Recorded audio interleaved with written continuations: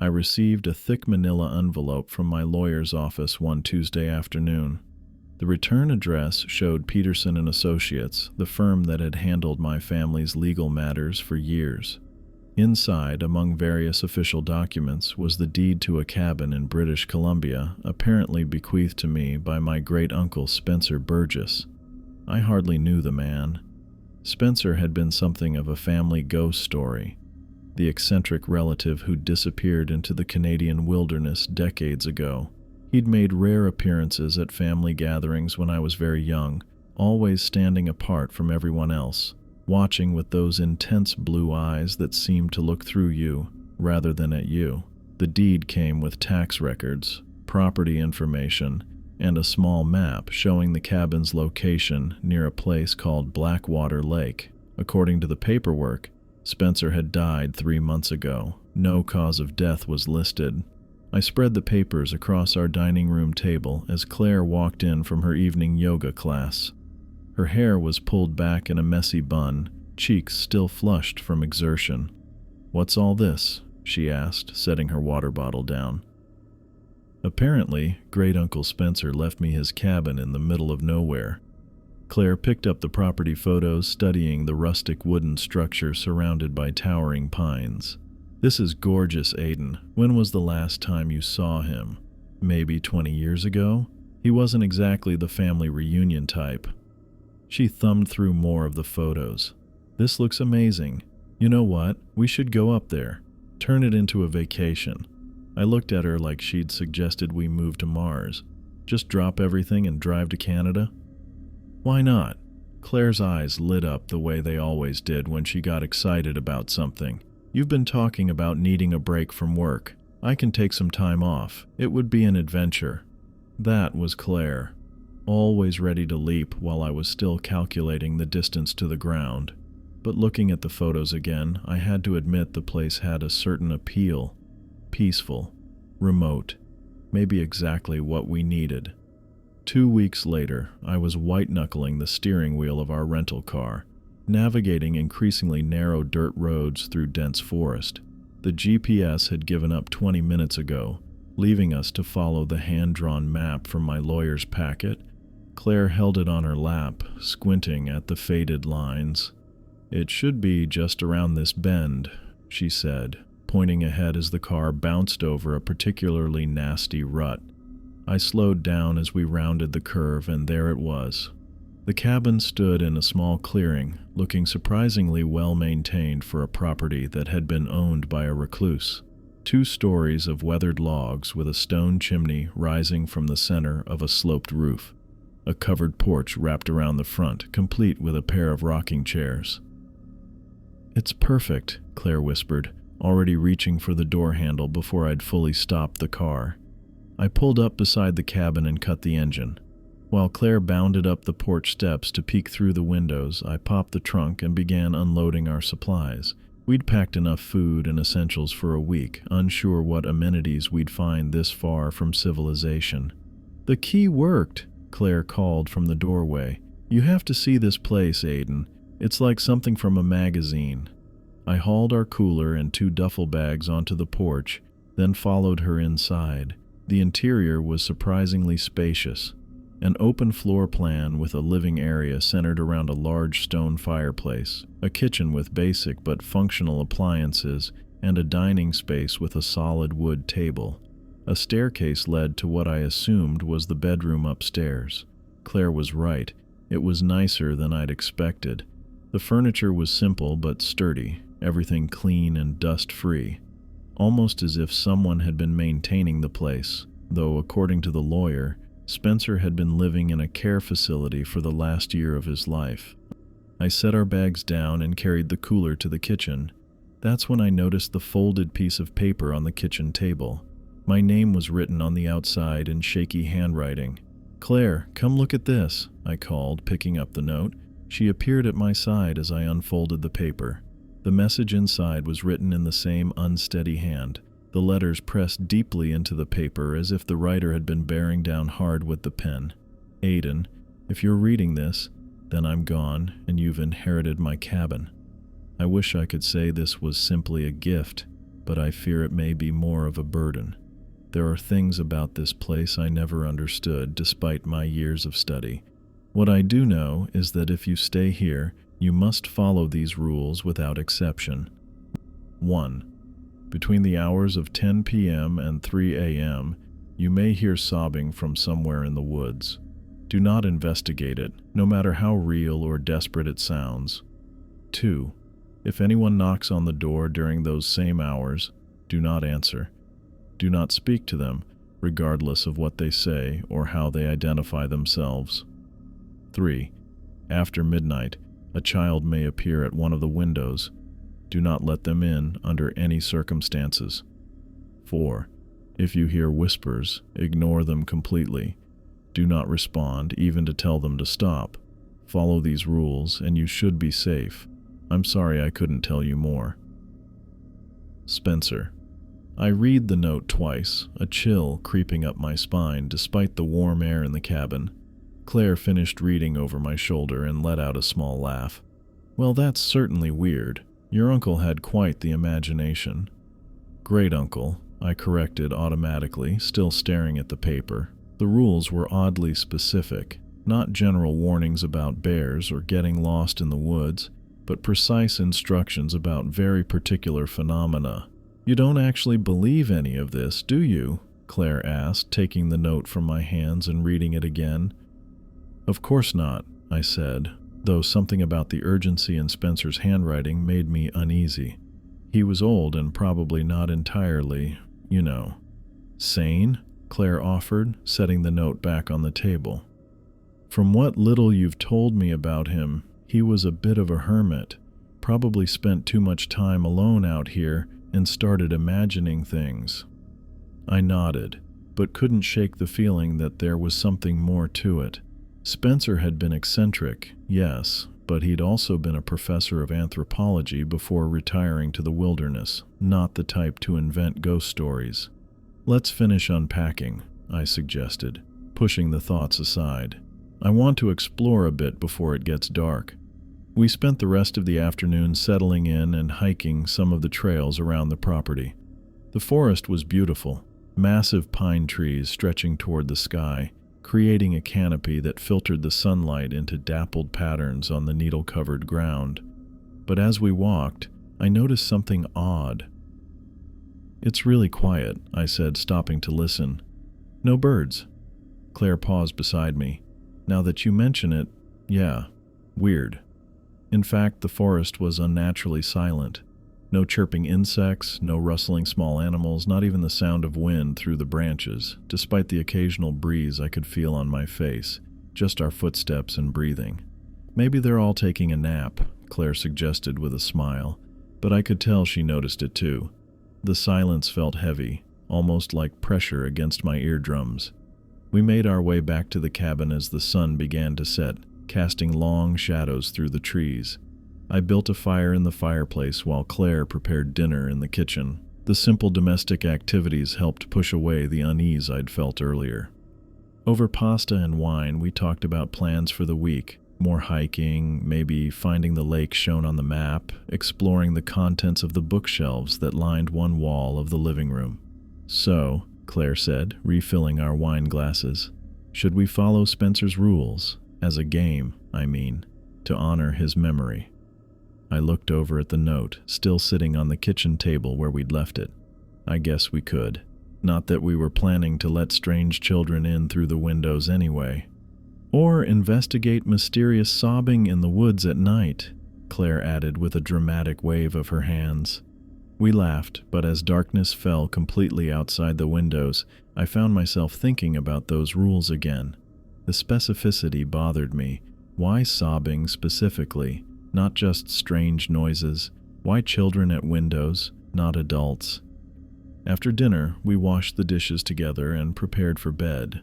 Claire went upstairs first while I checked the doors and windows. I told myself it was just normal precaution in an unfamiliar place, but I knew I was testing each lock more thoroughly than usual. The front door, locked and deadbolted.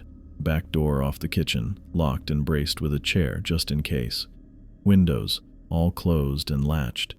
When I finally climbed the stairs to join Claire, she was already under the covers, reading one of the books she'd brought along. She looked up as I entered.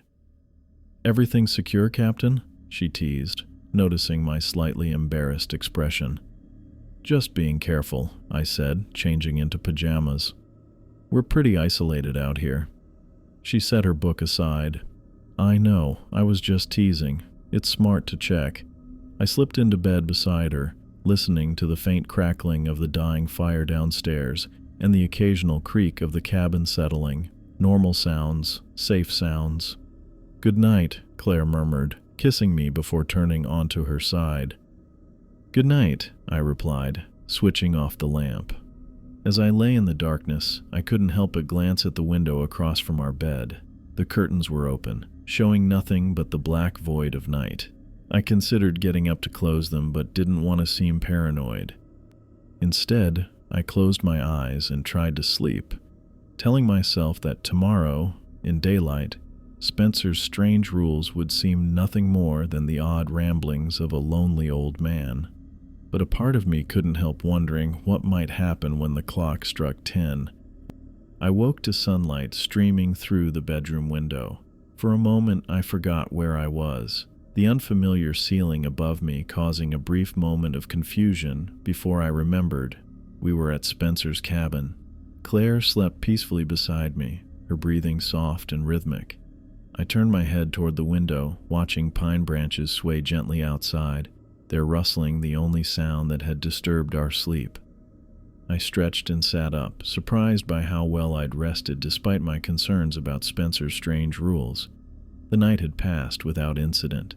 No sobbing, no knocking, no children at windows, no whispers.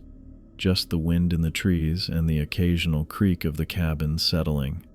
"Morning," Claire mumbled, rolling over to face me. Her hair was tousled, eyes still heavy with sleep. "Sleep okay?" I asked. "Like a rock. Guess your uncle's rules were just the ramblings of an old man after all." I nodded, though something in me wasn't quite convinced. The rules had been so specific, written with such urgency, but I pushed the thought aside. "Want breakfast?" I was thinking we could explore more of the property today. After a quick breakfast of coffee and toast, we headed out into the surrounding forest. The day was clear and cool, perfect for hiking. We followed what looked like an old game trail that wound deeper into the woods. "Still so quiet," Claire noted as we walked. "No birds, no squirrels. Don't you think that's weird?"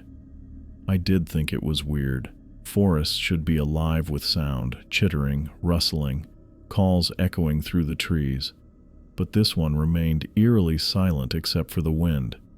"Maybe it's just the season," I offered, not believing it myself. We hiked for several hours, marking our path with Claire's hiking app when it would work. The signal came and went, unpredictably.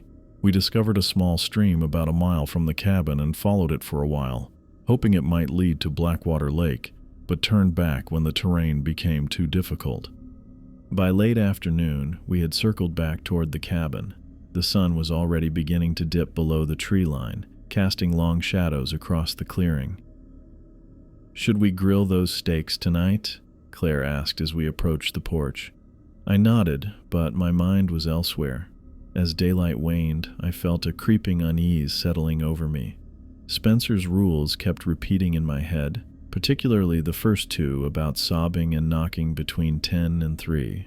We showered and changed, then I fired up the old charcoal grill we'd found on the back porch while Claire prepared a salad. We ate outside, watching the sunset paint the sky in brilliant oranges and pinks before darkness swallowed the colors. "You're quiet," Claire said, setting down her empty plate. "Just tired from the hike," I lied.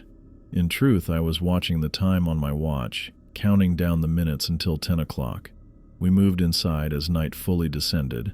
Claire settled on the couch with a book she'd found on Spencer's shelves, some local history of the area, while I pretended to read a thriller I'd brought along.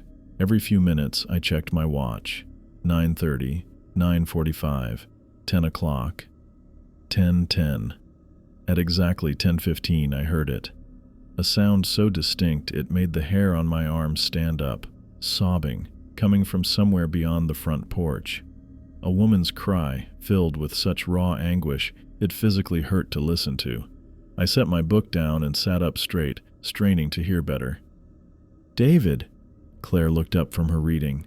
"What is it?" "Listen," I whispered. The crying continued, deep, broken sobs that spoke of profound despair. It was unmistakably human and unmistakably female. I stood up. "Someone's out there. Someone's hurt. David, wait." Claire's voice was sharp with alarm. I was already moving toward the door, my hand reaching for the knob. "We have to help her. She sounds—" Claire grabbed my arm with surprising strength, her fingers digging into my flesh. "Rule 1, she hissed. "Don't investigate the sobbing between 10 and 3. I froze, my hand hovering inches from the doorknob. The crying continued, seeming to rise in intensity, as if the woman knew we were listening. "But what if someone's really hurt?" I argued, though I felt a cold knot forming in my stomach. "What if it's a hiker who got lost or injured?" "Then they'd call for help, not just cry," Claire reasoned, still gripping my arm. "They'd shout, 'Help,' or 'Is anyone there?' They wouldn't just sob." She was right, and yet the sound pulled at something primal in me, an instinct to protect, to help. The crying was moving now, shifting position from directly in front of the cabin to somewhere off to the right. "It's circling the cabin," I whispered. We stood in tense silence, listening as the sobbing made a slow circuit around our shelter. It paused at each window, lingering for a minute or two before moving on. When it reached the back of the cabin, directly outside our bedroom window upstairs, the crying grew louder, more desperate. Claire's hand found mine, squeezing tight. "It knows we're in here," I said quietly. "It knows we can hear it." "It's not a it," Claire whispered back. "It's a what. Whatever this is, it's why Spencer wrote those rules." The sobbing continued its circuit, eventually returning to the front of the cabin. For nearly an hour, the crying woman, or whatever was pretending to be a crying woman, moved around our shelter, her sobs sometimes fading to whimpers, sometimes rising to near screams of anguish. Then, gradually, the sound began to recede, moving away from the cabin and deeper into the forest. The sobbing grew fainter and fainter until it faded completely into the night, leaving us in silence. I let out a breath I hadn't realized I was holding. "Jesus." Claire released my hand and sank onto the couch. "You were going to open the door," she said, her voice shaking slightly. "If I hadn't stopped you, you would have broken the rule." I couldn't deny it. The pull had been powerful, almost irresistible. "I just wanted to help." "I think that's the point," Claire said. "It wants you to help. It wants you to open the door." We sat in uneasy silence for a while, both of us processing what had just happened. I checked my watch. 11:20. The night was far from over. At 11:30 exactly, 3 loud, deliberate knocks sounded on the front door. They were perfectly spaced, authoritative. Not the frantic pounding of someone in distress, but the confident knock of someone who expected to be answered. Claire and I exchanged glances. Neither of us moved. 3 more knocks, identical to the first set. I rose slowly from the couch and approached the door, careful to make no sound. "David," Claire whispered in warning. "I'm just going to look," I assured her, moving toward the peephole. I pressed my eye against the small glass lens, but saw only darkness, as if something was covering the peephole from the outside.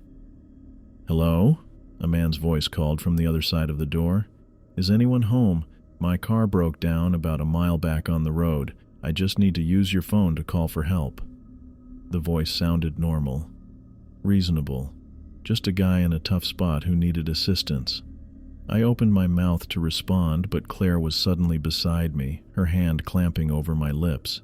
She shook her head frantically, then leaned in to whisper directly into my ear. "Rule 2. Don't answer knocks between 10 and 3. I nodded, and she removed her hand. "Hello?" The voice called again, louder this time. I can see your lights are on. Please, it's freezing out here." It wasn't freezing. It had been a mild night, nowhere near cold enough to be dangerous. "I just need to make a quick call. Then I'll be on my way." The knocking came again, more insistent. "Please, I know you're in there. I can hear you moving around." We hadn't moved. We were standing stock still by the door.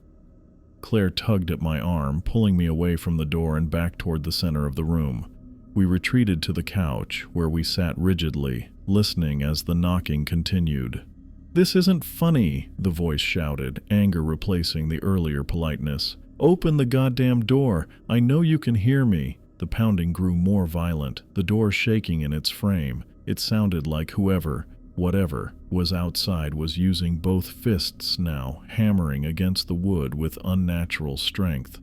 "Open the door," the voice roared, no longer sounding entirely human. There was a distortion to it now, a strange, layering effect as if multiple voices were speaking in unison. Claire pressed herself against me, her body trembling. I wrapped an arm around her shoulders, trying to project a confidence I didn't feel. The assault on our door continued for what felt like an eternity, but was actually about 20 minutes according to my watch. Then, as suddenly as it had begun, it stopped. Complete silence fell. We waited, barely breathing, for the knocking to resume, but nothing came. No voice, no pounding, no sound at all except the faint creaking of the cabin and our own rapid breathing. "Is it gone?" Claire whispered after several minutes had passed. "I don't know," I answered honestly, "but I'm not opening that door to find out." We remained on the couch, neither of us willing to move, both of us straining to hear any sound from outside. The silence stretched on, somehow more unnerving than the knocking had been. "Spencer wasn't crazy," I said finally. "Everything he wrote in that note, it's all real." Claire nodded, her face pale in the lamplight. "What happens tomorrow night?"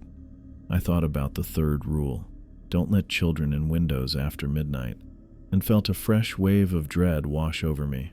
"I don't know," I said, "but we need to follow all the rules, every single one." We stayed awake for hours, jumping at every creak and groan of the old cabin, but nothing else happened that night.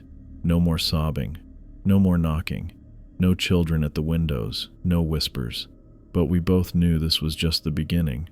Whatever haunted this place was testing us, seeing if we would break the rules, and I had nearly failed the very first test. I noticed movement outside the bedroom window. It was just after midnight, and something had caught my eye, a flicker where nothing should have been moving. I sat up slowly in bed, trying not to wake Claire as I stared through the glass. The moonlight cast everything in a pale blue glow, enough to make out the silhouette standing in our yard. A young girl. She stood motionless, wearing what looked like a nightgown that hung loosely around her small frame. I blinked hard, hoping my eyes were playing tricks, but when I looked again, she remained. As I watched, she raised one thin arm and tapped gently on the glass with her fingertip. My throat went dry.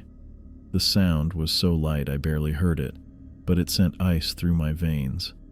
I reached over and shook Claire's shoulder.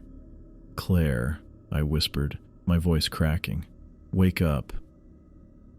She stirred beside me, mumbling something unintelligible before her eyes fluttered open. "What is it?" I nodded toward the window. "Look, there's a girl outside." Claire sat up immediately, fully alert.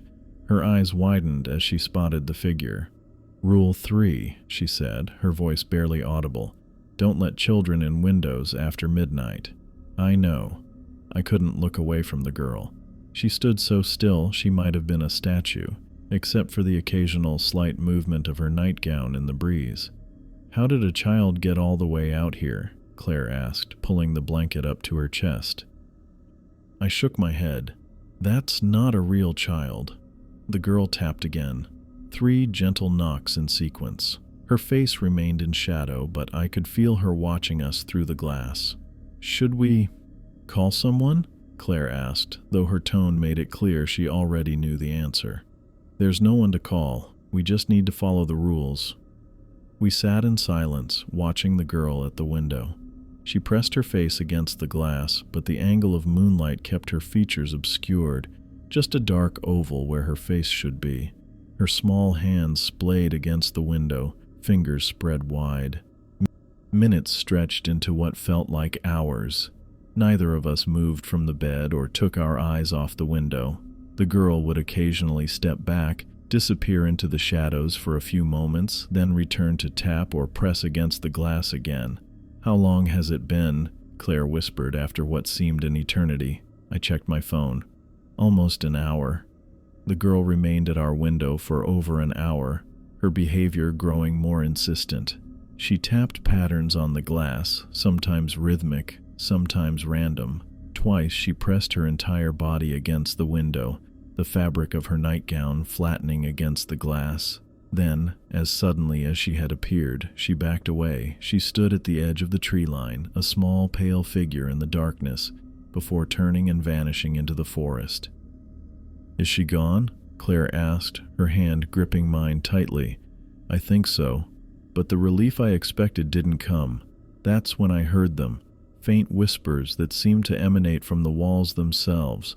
They were too quiet to understand, the words indistinct, but they carried an urgent, pleading quality that crawled under my skin. "Do you hear that?" I asked. Claire nodded, her face pale in the moonlight. Rule 4. Ignore the whispers completely. The whispers continued throughout the night, rising and falling like waves. Sometimes they sounded like they were right beside my ear. Other times they seemed to come from the floor beneath us or the ceiling above. The words remained just beyond comprehension, but their tone was unmistakable, desperate, insistent, begging for acknowledgement. Sleep became impossible. Claire and I lay in bed, holding each other, neither of us speaking. To speak would mean acknowledging the whispers, and that would break Rule 4. So we remained silent, watching the darkness, waiting for dawn. When morning finally came, the whispers faded with the first light. We got up, exhausted and on edge. Claire made coffee while I checked the cabin, looking for any sign of disturbance. There was nothing. No footprints outside the window.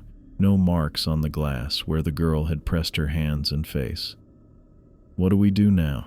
Claire asked as we sat at the kitchen table, clutching our mugs like lifelines. "We prepare for tonight," I said. "It's only going to get worse." The third day passed in tense anticipation. We barely spoke, both of us lost in our own thoughts, dreading the approaching night. The cabin felt different now. Not the quaint woodland retreat we'd first discovered, but a fortress under siege.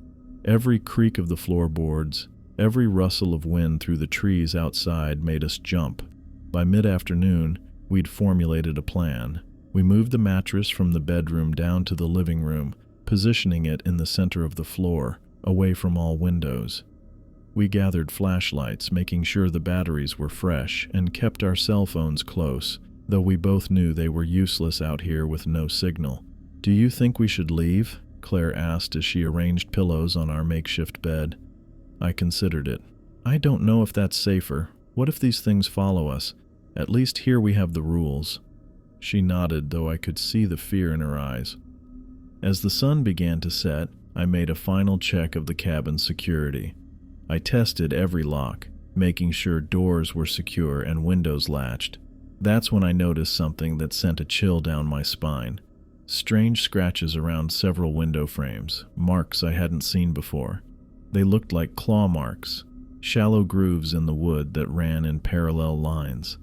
I ran my fingers over them, feeling the roughness against my skin. "Claire," I called, "come look at this." She joined me at the window, her face paling when she saw the scratches. "Were those there before?" "No," I said, certain. "I would have noticed." We found similar marks around 3 other windows. The bedroom window where the girl had appeared, the kitchen window facing east, and the small bathroom window. Each set of scratches looked identical, 5 parallel lines about 4 inches long. "Something's trying to get in," Claire whispered. I nodded, unable to deny the evidence in front of us. But it hasn't. As long as we follow the rules, we're safe. We finished our preparations as darkness fell. The cabin grew silent except for our breathing and the occasional pop from the fireplace where I'd built a fire to keep us warm through the night. We sat on our mattress in the living room, backs against the couch, waiting. "What do you think happens tonight?" Claire asked, her voice small in the growing darkness. I thought about the progression. The sobbing woman the first night, the man at the door the second, the child at the window, and the whispers last night. Each night brought new horrors, new tests of our resolve. "I don't know," I admitted. "But whatever comes, we stick to the rules." Claire leaned against my shoulder. I wish Spencer had explained more. Why these rules? What are these things? Maybe he didn't know himself, I said. Maybe he just learned what kept him alive. As the clock ticked closer to 10, we fell silent, both watching the windows and doors. The fire cast dancing shadows across the walls, and outside, the forest waited in absolute darkness. I checked my watch repeatedly, counting down the minutes until whatever haunted this place would begin its nightly test of our will to survive. I endured our third night, which surpassed our darkest expectations. The sobbing started earlier at 9:45 and seemed nearer, with multiple voices joining to create a haunting chorus of anguish that surrounded the cabin. Claire's hand found mine in the darkness of our living room fortress. We sat with our backs against the couch, the mattress beneath us feeling like a small island of safety in a sea of growing danger. The fire crackled in the fireplace, casting long shadows across the walls that seemed to twist and dance with lives of their own. "It's starting earlier," Claire whispered, her fingers tightening around mine. I nodded, though she probably couldn't see the gesture in the dim light. The sobbing had begun 15 minutes before the 10 o'clock boundary Spencer had written in his rules. Not just one woman crying this time. The sound multiplied and surrounded us completely. I could make out at least 3 distinct voices, maybe more, their grief echoing from different points in the forest. One seemed to weep with hitching breaths near the back porch. Another wailed with high-pitched keening from somewhere near the driveway, and a third sobbed with deep, chest-heaving cries beyond the bedroom window upstairs. "They're trying to wear us down," I said, keeping my voice low. "Make us break the rules by starting earlier, lasting longer." The chorus of sorrow grew louder, the voices occasionally harmonizing in their misery before breaking apart into individual lamentations. The sound pressed against the cabin walls like a physical force, seeping through every crack and crevice until it felt like the very air vibrated with their pain. I checked my watch. 10:15. The sobbing had been going for half an hour with no sign of letting up. My muscles ached from tension, and I shifted slightly on the mattress, trying to find a more comfortable position without making too much noise. "David," Claire whispered, her voice tight. "Listen." The sobbing continued, but beneath it, I heard something new.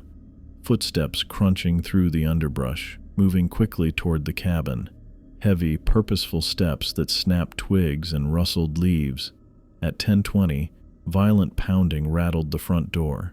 The sudden noise made me jolt despite expecting something to happen. The door shuddered in its frame with each impact, the deadbolt visibly straining against the force. "Help me!" a man's voice screamed from outside. "Please, for God's sake, open the door. It's chasing me." The voice sounded human, terrifyingly, convincingly human.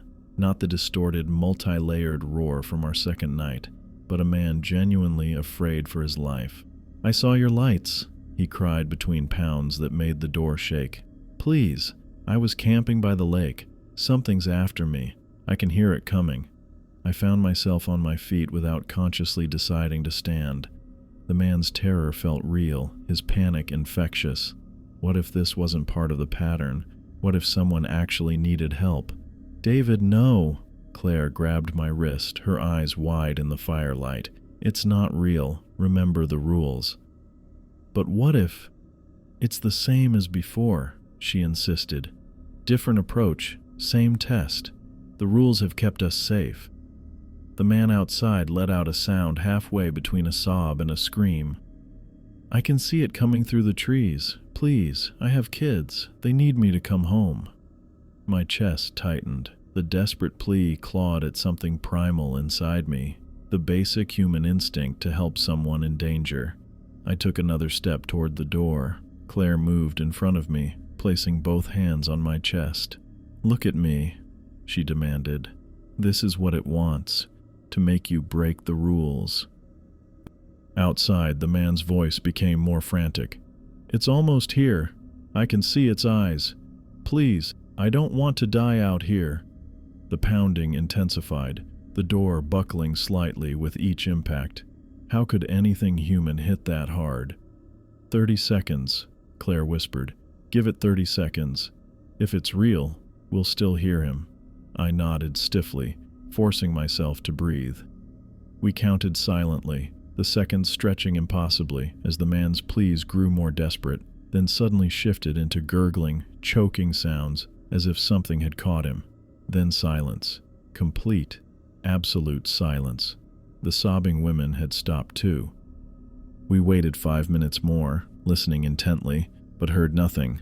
No struggle, no retreating footsteps, no signs of an injured man outside our door. It wasn't real, Claire said softly. No, I agreed, my voice hoarse.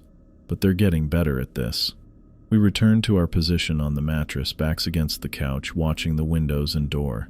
The silence felt almost worse than the noise, a tense vacuum where anything might happen. The fire burned lower. I added another log, not wanting to lose our light.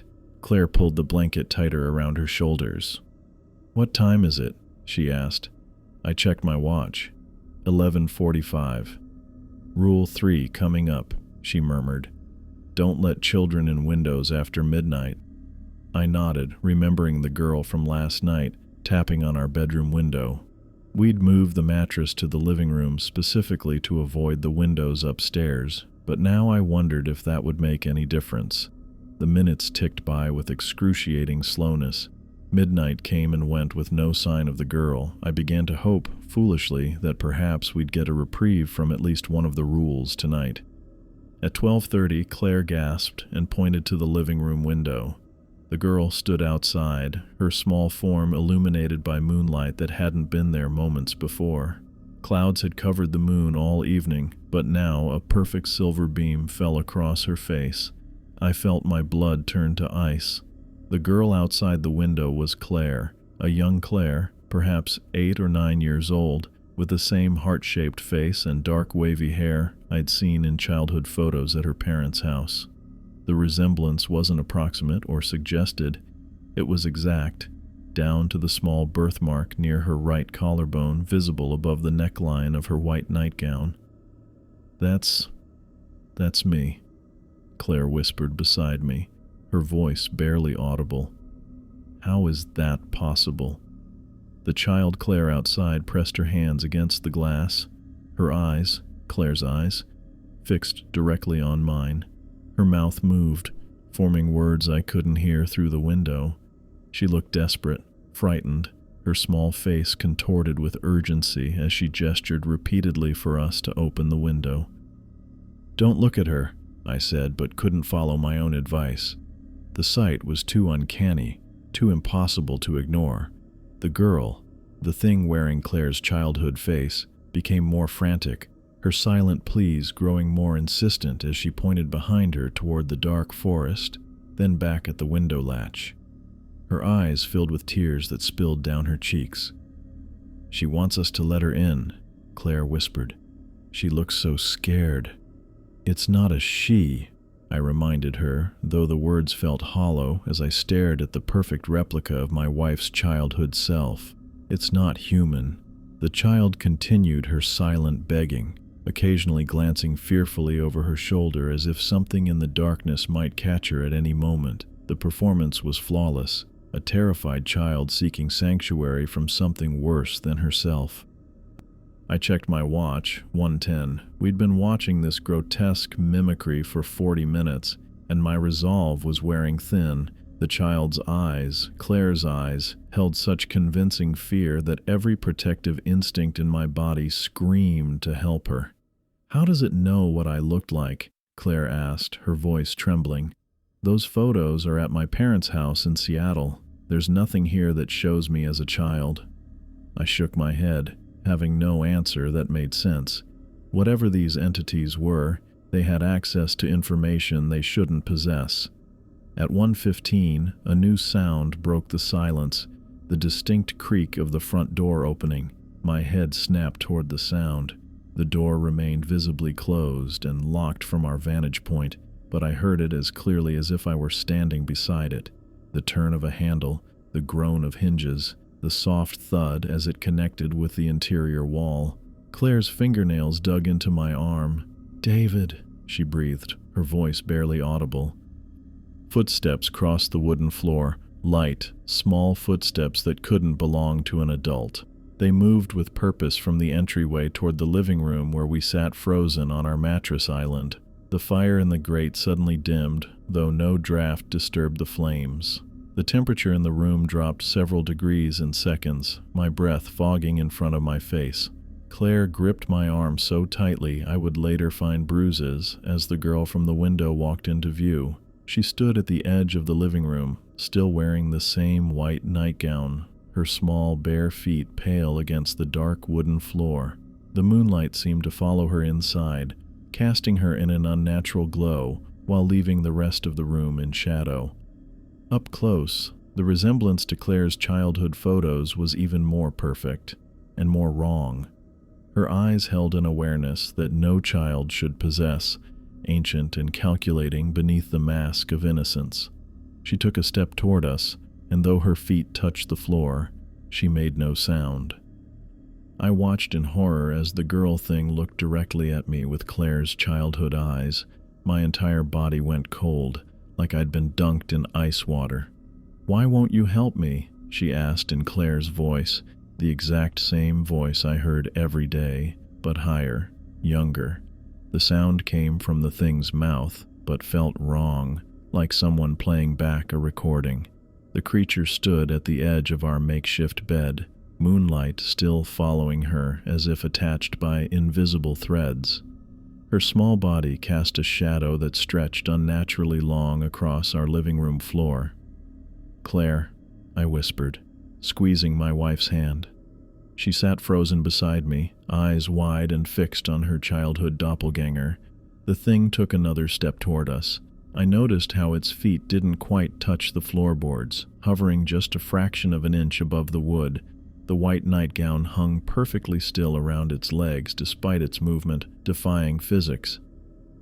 "I'm so scared," it said, Claire's childhood voice cracking with emotion. "There's something bad in the woods. Please help me." I realized with sickening clarity that this entity had somehow breached our defenses.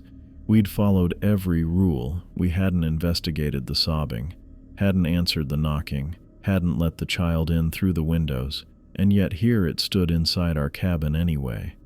The rules were supposed to protect us. Spencer had promised they would. The thing's face shifted subtly, the moonlight catching the exact replica of Claire's childhood birthmark near the collarbone. Its eyes held an ancient awareness that made my skin crawl. Something old, wearing the mask of something innocent. "You need to leave," I said, trying to keep my voice steady. "You're not welcome here." The apparition tilted its head at an unnatural angle, studying us. Then it moved closer, its form seeming to glide rather than walk. It reached toward Claire with pale, elongated fingers that stretched longer with each inch it advanced, no longer child-sized but grotesquely adult. The nails yellowed and sharp. Claire made a small, strangled sound beside me. Her eyes had glazed over, her breathing shallow. I scrambled backward, pulling Claire with me until we hit the couch. The thing kept coming. In a burst of desperate clarity, I remembered our supplies piled nearby. I lunged for the kitchen knife we'd brought down as part of our nighttime preparations, my fingers closing around the handle. "Stay back," I shouted, positioning myself between Claire and the thing wearing her childhood face. It paused, head tilting further until it was nearly horizontal, a smile spreading too wide across its face. "Don't you recognize me?" it asked, voice shifting between child Claire and something deeper, rougher. "I just want to come home." When it moved again, I didn't hesitate. I swung the knife forward in a wild arc, expecting resistance, but when the blade made contact with the thing's midsection, it passed through with no resistance. The creature dissolved into wisps of gray smoke that hung in the air for a heartbeat before vanishing completely. The sudden absence of the apparition left the room feeling hollow. The moonlight that had followed it faded, plunging us back into the dim glow of our dying fire. I stood there, knife still extended, waiting for it to reappear. Instead, the whispers started. They came from everywhere at once. The walls, the ceiling, the floor beneath my feet. No longer the indistinct murmurs from the previous night, but clear, cutting voices speaking directly to me. "You let her die," hissed a voice from the fireplace. "She was sobbing for help and you ignored her," came another from behind the couch. "She was lost in the woods, bleeding, calling for anyone," whispered a third voice directly in my ear, though no one stood there. I spun around, knife still in hand, trying to locate the sources, but they seemed to come from the very structure of the cabin itself. "The man just needed shelter," accused a deep voice from the direction of the front door. "His car really did break down. He froze to death 50 yards from your door." "You could hear his fingers breaking as he pounded," said another. "The frostbite turned them black before he died." "And the little girl," came a chorus of voices, overlapping in perfect synchronization. "You watched her run from the thing in the woods. You could have opened the window just for a moment, just long enough." I covered my ears with my hands, dropping the knife to the floor with a clatter. "Stop it," I shouted. "You're lying. Those weren't real people."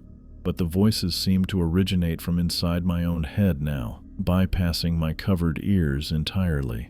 They described in vivid, horrible detail the suffering of those I had ignored, the woman's throat being torn open as she sobbed, the man's slow death from exposure, hallucinating his family in his final moments, the child being dragged back into the darkness by something with too many limbs. "Claire," I gasped, turning back to my wife. "Claire, don't listen to them." But Claire sat completely still on our mattress, eyes vacant and unfocused. She stared straight ahead at nothing, her face slack, body rigid. When I touched her shoulder, she didn't react. "Claire," I shook her gently. "Claire, can you hear me?" No response. Her breathing remained steady but shallow, her eyes blinking occasionally but showing no recognition. She was completely unresponsive, like she'd retreated somewhere deep inside herself. "What did you do to her?" I screamed at the empty room, at the voices that continued their relentless accusations. "She knows the truth," they whispered in unison. "She sees what you really are. Selfish, cruel, willing to let others suffer to save yourself." I gathered Claire in my arms, her body limp but not resisting. "Claire, please," I begged. "Come back to me. Don't listen to them." The voices shifted tactics, now describing what waited for us outside. Creatures circling the cabin, pressing against the walls, testing for weaknesses. Things with too many teeth, too many eyes, too many limbs, all waiting for me to break Spencer's rules. From outside came new sounds, scratching at the windows, soft tapping on glass, the creak of footsteps on the porch. The cabin seemed to contract around us, the walls bending slightly inward as if under enormous pressure. I settled Claire back against the couch, arranging her limbs as comfortably as possible. Her eyes remained open but unseeing. I checked my watch, 3:17 in the morning, hours still until dawn. The urge to look outside, to verify what waited there, grew nearly overwhelming. Just one quick glance through the curtains wouldn't break the rules, would it? Just to know what we were dealing with? My hand moved toward the nearest window before I caught myself. No, that's what they wanted. Every instinct screaming at me to investigate was exactly what these things hoped for. I returned to Claire's side, holding her hand in mine, though she gave no indication she felt my touch. The voices continued their assault, describing new horrors, new victims I had failed to save. "Just answer us," they coaxed. "Just acknowledge what you did. Admit your guilt, and we'll leave you alone." I bit my tongue until I tasted blood, focusing on the physical pain rather than their words. I wouldn't break. I wouldn't respond. The minutes crawled by with excruciating slowness. I checked my watch obsessively. 3:25, 3:41, 3:58. The voices never ceased, changing tactics and tones, but always accusing, always describing suffering I could have prevented. At some point, I noticed a small trickle of blood coming from Claire's right ear. I wiped it away with my sleeve, checking for injury but finding none. When I looked again, minutes later, a fresh trickle had appeared. "Leave her alone!" I shouted before I could stop myself. The voices laughed in unison, a horrible sound that made the floorboards vibrate beneath us. "He speaks," they said together. "Finally." I clamped my mouth shut, cursing myself for the mistake. I had acknowledged them. Broken Rule 4. The whispers grew louder, more insistent, closing in around my head like a vice. Outside, something heavy thudded against the front door, making the entire cabin shudder. The knob turned slowly, though I could see it remained locked. Something scraped against the bedroom window upstairs, long, deliberate strokes that sounded like claws on glass. I pulled Claire closer to me, one arm around her shoulders while my other hand still clutched the kitchen knife. Her skin felt cold, her breathing so shallow I had to press my fingers to her neck repeatedly to reassure myself her heart still beat. The hours until dawn stretched endlessly, each minute a battle against the overwhelming urge to respond to the voices or investigate the persistent sounds from outside. I focused on Claire, on the steady if faint pulse in her neck, on the occasional blink of her vacant eyes. I repeated Spencer's rules to myself like a mantra. Don't investigate the sobbing. Don't answer the knocks. Don't let children in through windows. Ignore the whispers completely. The voices tried everything: threats, pleading, reasoning, accusations. They described what would happen to Claire if I continued to ignore them. They promised to restore her if I just opened the door. They swore they only wanted to talk, to explain, to help us understand what Spencer had kept from us. I pressed my forehead against Claire's and closed my eyes, shutting out everything but the sound of her breathing.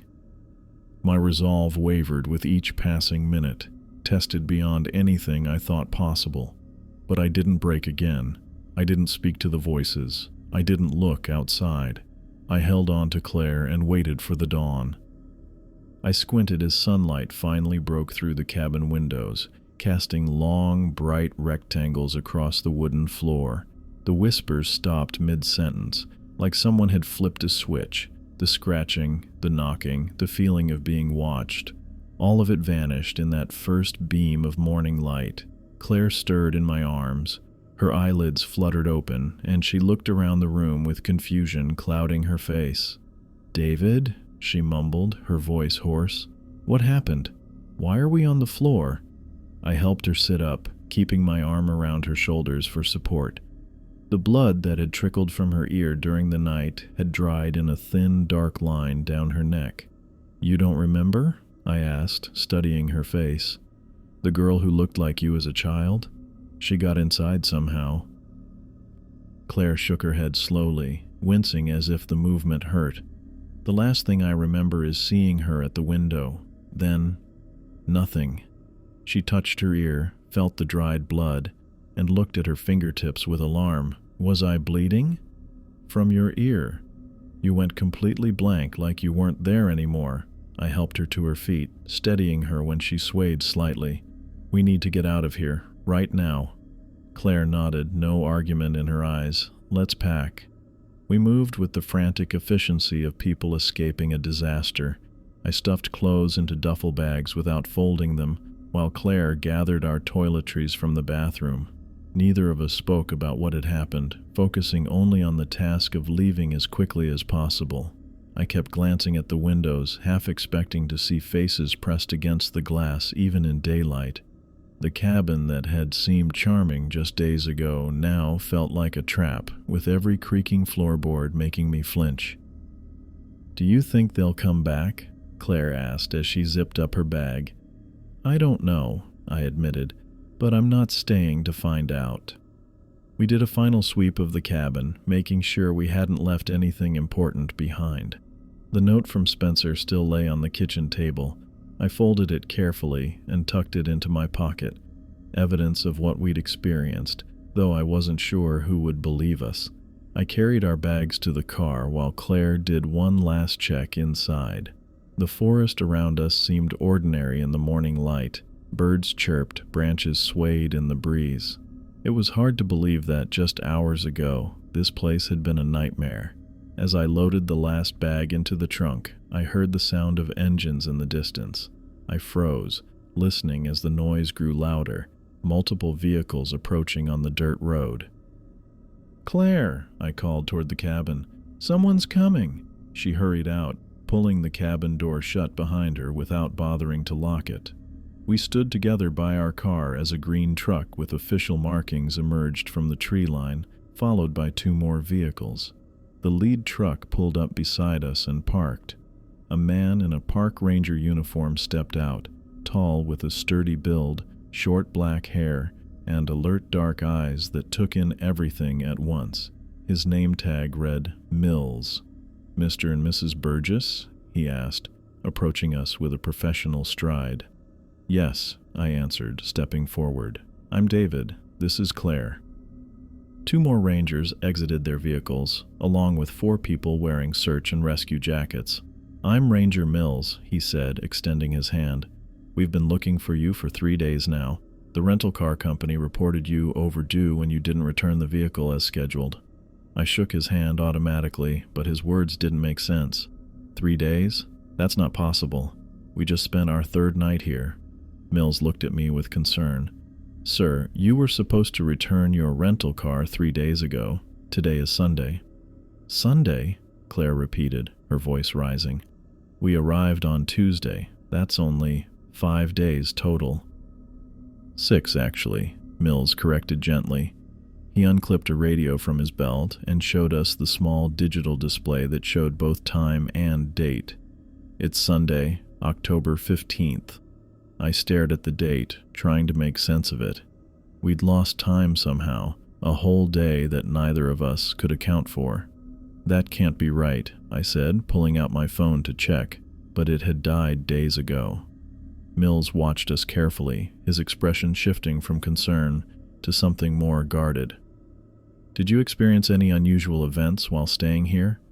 Claire and I exchanged a look, silently debating how much to share. "Why do you ask?" I countered. Mills glanced back at his colleagues, who were maintaining a respectful distance but watching us intently. He lowered his voice. "Because Spencer Burgess, your great-uncle, I believe, died under mysterious circumstances at this same cabin 5 years ago. The news hit me like a physical blow. Died? Here? The lawyer just told me he passed away 3 months ago." Mills shook his head slowly. "No, sir. Spencer Burgess was found in this cabin 5 years ago, completely unresponsive. He was in a catatonic state, unable to speak or explain what happened to him. He was moved to a care facility where he remained until his death 3 months ago." I felt Claire's hand slip into mine, squeezing tightly. "Did he ever recover? Say anything about what happened?" she asked. "No, ma'am. He never spoke another word." Mills looked back at the cabin with obvious unease. "We've had other reports of strange occurrences in this area over the years. Hikers going missing, people experiencing lost time, unusual sounds at night." One of the search and rescue team members approached, a woman with a medical kit. "Would you like me to check you both over? You look like you've had a rough few days." Claire touched her ear where the blood had dried. "I'm okay. I just want to leave." The woman nodded understandingly but turned to me with a professional eye. "Sir, you have some bruising on your arms, and you both look exhausted. Are you sure you're okay to drive?" I looked down at my arms, noticing for the first time the finger-shaped bruises where Claire had gripped me during the night. "I can drive," I insisted. "We just want to get away from here." Mills nodded. "I understand. We'll escort you back to town to make sure you get there safely, but I'd like to take your contact information. We may have some follow-up questions about your stay here." I gave him my phone number and email, though I wasn't sure what I would tell him if he called. How could I explain what we'd experienced without sounding completely insane? As we prepared to leave, Mills took one more look at the cabin. "Did your great-uncle leave you any instructions about staying here?" The note in my pocket seemed to grow heavier. "Just some house rules," I said vaguely. Mills nodded as if this confirmed something. "Those rules, they're important. More important than most people realize until it's too late." He knew. Somehow he knew about the rules, or at least suspected their significance. "We followed them," Claire said quietly. "Mostly." Mills looked at her with newfound respect. "Then you're luckier than most who stay here." We got into our car, both of us eager to put distance between ourselves and the cabin. As I started the engine, I caught a glimpse of the cabin in the rearview mirror, just an ordinary wooden structure in the morning light. It was hard to reconcile its innocent appearance with the horrors we'd experienced inside. The Rangers' convoy surrounded us, one vehicle in front, two behind, as we pulled away from the clearing and back onto the dirt road. Claire leaned her head against the window, her eyes fixed on the passing trees.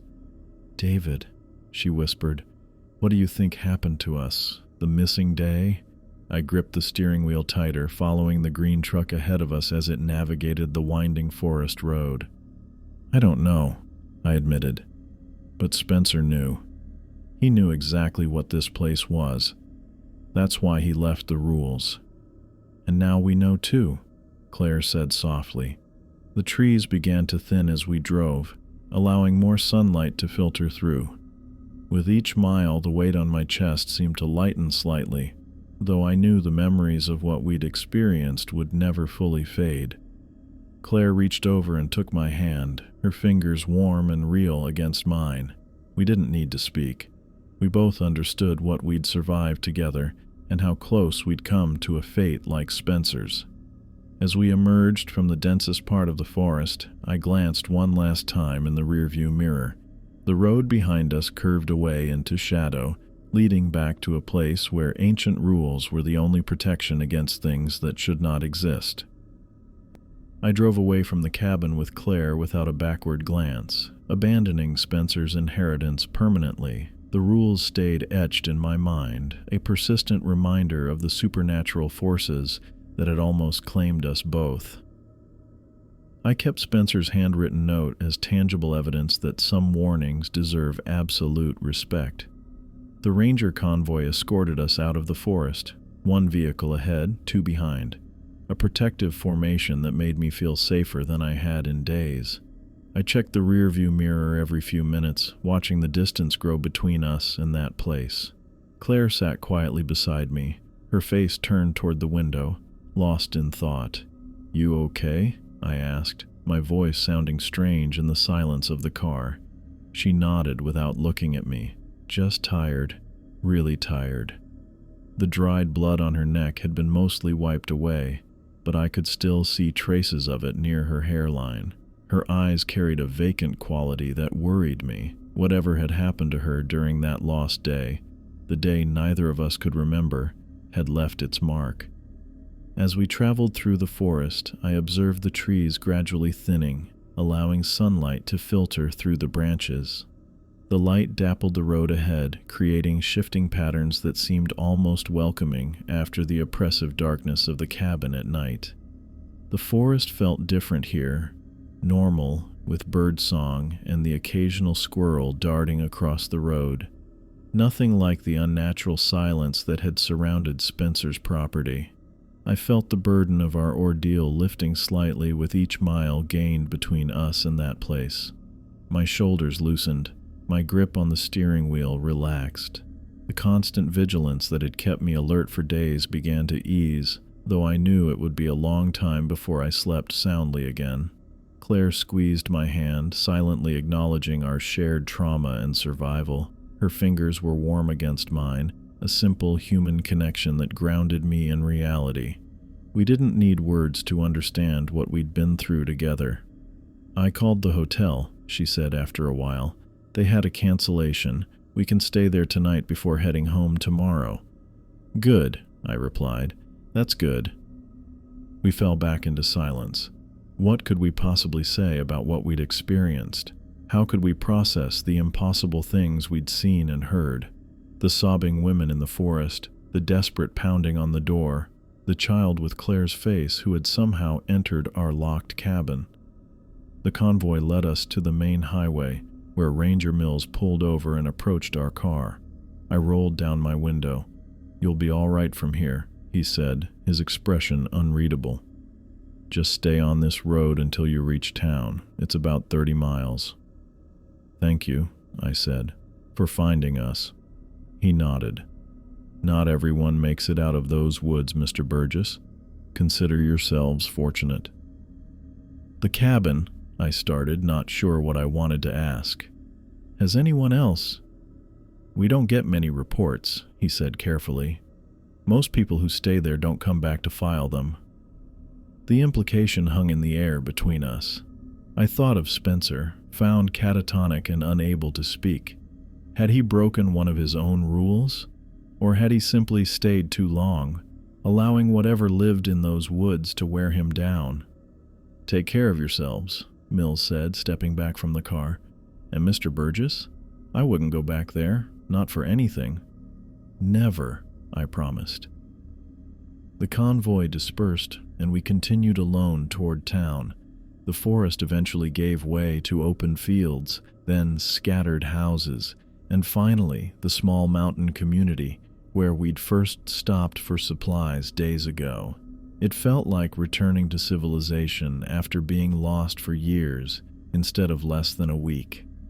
We checked into the hotel, a simple, clean place with bright overhead lights and normal sounds of people talking and laughing. The ordinariness of it was almost shocking after what we'd experienced. Claire showered for nearly an hour while I sat on the bed, staring at the wall and trying to make sense of everything. That night, we slept with the lights on. Neither of us suggested turning them off. Though we rarely spoke about the cabin incidents in subsequent years, I would sometimes wake to find Claire crying in her sleep. On those nights, I'd hold her until the tears stopped, never asking what she'd dreamed about. I already knew. The same images haunted my own sleep. The child Claire with her elongated fingers and hovering feet. The whispers that seemed to come from inside my own head. The feeling of the walls bending inward under some impossible pressure. We moved on with our lives. Claire took a new job that she loved. I finished my degree. We bought a house in the suburbs with big windows that let in plenty of light. We adopted a dog. Normal life resumed, or something close to it. But I now understood that certain locations exist beyond human comprehension, where ancient rules offer the only shield against unfathomable dangers lurking in darkness. Places where the boundaries between worlds grow thin, where things that should not exist can reach through and touch our reality. Spencer had known this. His rules hadn't been the ramblings of a paranoid old man, but a survival guide written in blood and experience. I lived to share this story, though the whispers occasionally returned in my dreams, haunting reminders of what we'd narrowly escaped. They still made the same accusations about the girl bleeding in the woods, the man who froze to death, the child dragged away by something with too many limbs. I knew now they were lies meant to trick us into breaking the rules, but knowing didn't make the dreams any less terrible. Sometimes I took out Spencer's note, unfolded the paper with its shaky handwriting, and read the 4 rules again. The paper had grown soft with handling, the creases threatening to tear, but I couldn't bring myself to throw it away. It was proof that it had all really happened, that we hadn't imagined it. Don't investigate sobbing from woods between 10 p.m. and 3 a.m. Don't answer door knocks during those hours. Don't let children in windows after midnight. Ignore whispers completely. Simple rules. Rules that had saved our lives. I kept the note in my wallet behind my driver's license. A reminder that some warnings should never be ignored, no matter how strange they might seem. A reminder that we had survived when others had not. A reminder that some inheritances are better left unclaimed.